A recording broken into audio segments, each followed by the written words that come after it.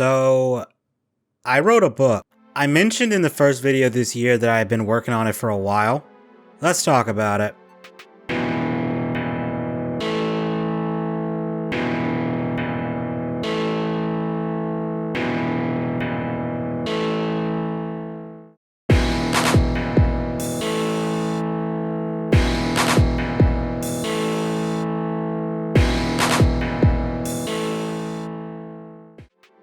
The book is called Renegades Volume 1 Rise. It's the first entry in a novel series I've been working on.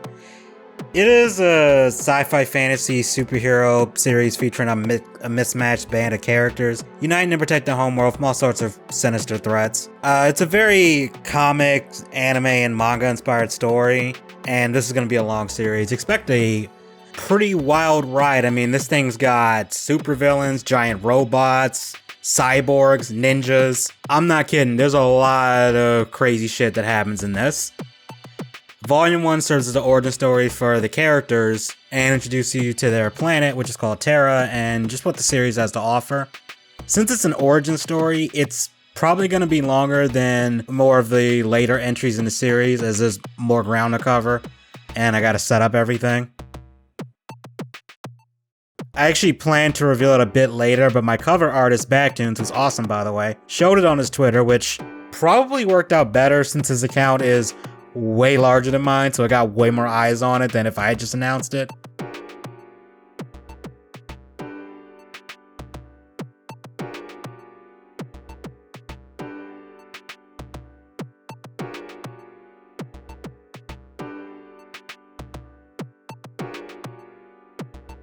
So, Renegades is set in the future in the year 2185. Earth is dying. People are fighting each other, and the planet just can't sustain what's left of humanity. So, in order to avoid dying off, all of the warring factions pulled their resources together and made a spaceship with a warp drive that could get them to another planet, one with similar conditions to Earth, so that humans could basically start over. The problem is the warp drive worked too well. The ship jumped them into another dimension, and they arrived at a mirror Earth that was named Terra by its locals. Instead of humans, there are sentient anthropomorphic animals with human-level intelligence called Terrans. They're the ones that are living there. The humans landed there without a way to leave, and Terrans let the humans stay and gave them some territory to call their own. This didn't go over well. Tensions between both sides led to an all-out war, and this war went on for 10 years and featured giant mechs called anima shells, and a whole lot of people died. The war was basically a giant stalemate, and eventually both sides decided to end it, and a collective government was formed, and now they share the planet as equals. Our story starts 50 years later. There's a crazy terrorist named Ivan who is searching for a dangerous weapon that will help him fulfill his goal, killing all the Terrans. Standing in his way are our mixed match group of heroes involving two super geniuses, a teenage girl raised to be a soldier from birth, a former professional boxer augmented with cybernetics, a delinquent teenage boy, and a mysterious amnesiac with strange powers. Together they form the Renegades, a group determined to stop Ivan and his men no matter what it takes. So that's the setup and premise, but let's talk about the cast for a little bit.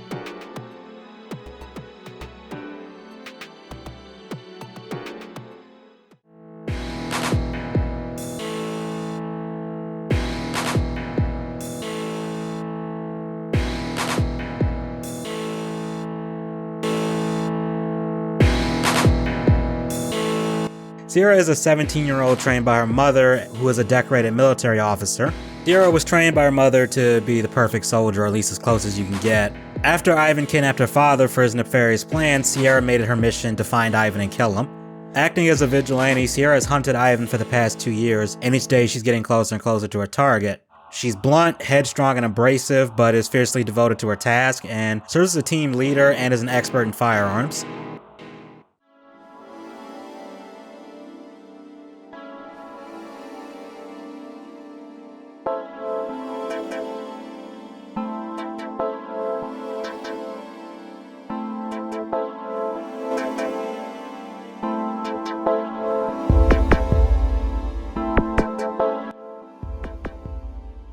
Raised on a private island as part of an experimental project set up by one of the world's largest companies, Isaac is a child prodigy. Despite only being 12, Isaac's intelligence far exceeds most adults, and he's demonstrated mastery of subjects that take years of rigorous study to fully understand. In addition to his intellect, Isaac is also a skilled animashell pilot. As a member of the Renegades, he works with tech to come up with the plans and strategies and invents weapons and gadgets for himself and the others. However, despite his brilliance, Isaac is plagued with crippling anxiety and harbors a dark secret that he refuses to reveal to anyone else, including his best friend Tech.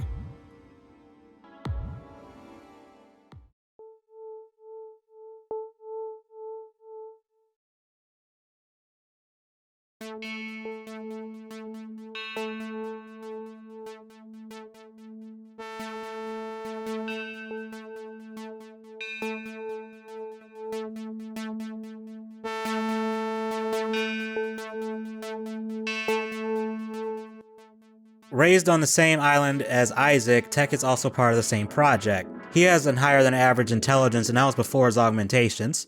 After an accident, he had parts of his brain replaced with cybernetics. The cyber brain increases intelligence even more and allows him to interface with technology with just a thought. His mind now functions like a computer, allowing him to make complex calculations or analysis in real time, without the aid of external tools. Tech isn't his actual name, but rather a nickname everyone calls him due to his emotionless demeanor and his affinity for electronics and technology. When he does show emotion, it's often very subtle and goes unnoticed by others, even himself. He also will speak without sugarcoating his words, which leads to many misinterpreting him as being mean or rude. Even in the heat of battle, Tech is excellent at not letting his emotions cloud his assessment, and he comes up with plans and gadgets for the team.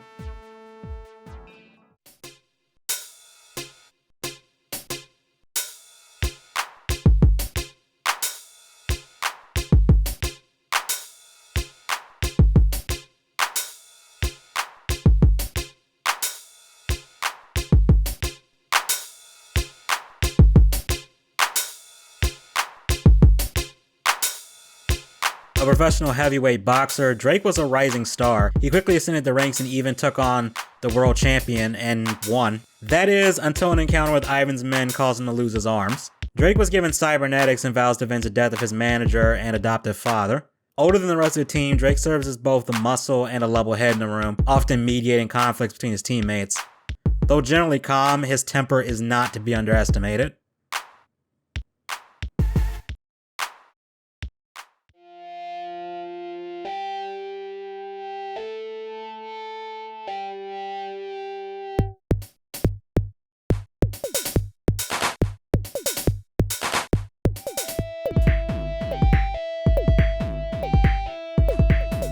A 16-year-old juvenile delinquent, Sam is a bit of a daredevil. He loves speeding on his hoverboard through the busy streets of Neo San Francisco without a care in the world. However, Sam does care dearly for his little brother and would do anything for him. Despite his easygoing demeanor, Sam harbors a much more serious side to him that he rarely expresses. Thrown in the middle of the Ivan conflict with no real relevant skills or experience, Sam has to quickly learn if he hopes to survive and stop Ivan.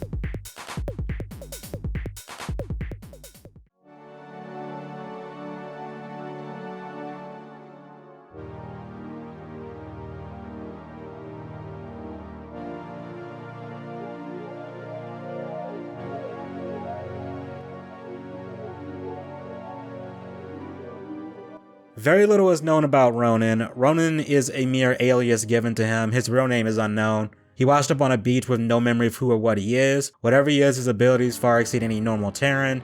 His appearance, inhuman reflex, and speed aren't the strangest things about him. That would be his ability to manipulate and manifest ice and water at will.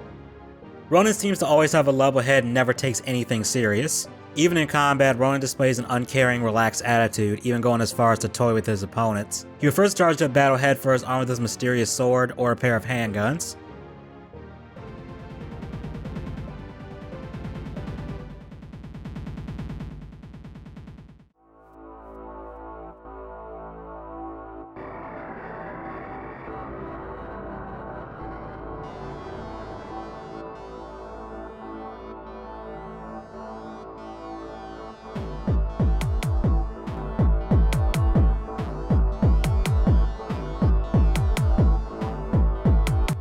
I couldn't isolate this guy because he's integrated into the background, but he's a scary guy in the back of the cover. Ivan is the leader of Scythe and the main antagonist of the book. Ivan is a human that believes Terra belongs to humanity and that the Terrans are in their way and are just a threat to their existence. To call him ruthless is an understatement. He shows no mercy on anyone in his way. His malice is only exceeded by his cunning, intelligence, and hand-to-hand combat skills. As leader of Scythe, Ivan has forces across the globe, and his connection to other criminal organizations and black markets is vast. Many have tried to kill him or foil his plans, none have succeeded. There are other characters that are important to the story, but I don't have visuals for them, and it'd be boring if I just told you everything, right? So now I guess I should mention the release date.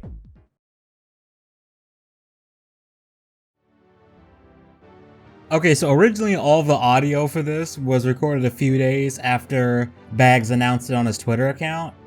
So if you've read the post I made on Minds, up until now, this vid has been extremely similar to that and has been conveying the same info. But now that it's been obviously a few months since I recorded this, I can give some more detail. Right now the beta reader is still reading everything, but he has less than 100 pages left to go, and I've been making corrections in real time as he finds things for me to fix.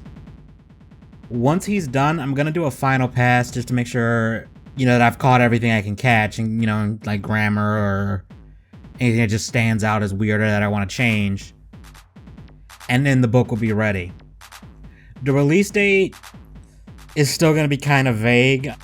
It's looking like it's going to be sometime in August and at the absolute latest September. I'm shooting more towards August, but just in case I underestimate how much I need to change or how long it's going to take me to go through it all again and make sure everything's good, September is like the absolute latest, and hopefully it's more towards August since I originally said summer and September is fall, but we'll see. Alright, back to me in the past, covering the rest of the stuff. The book will be released in several ways. Some of them will be completely free and others will have a cost. I plan to upload the book in short, weekly serials on Minds and perhaps some other sites like maybe Wattpad, and I hear there's this other one called Ruckus that's kind of like Reddit. Those will be free to read.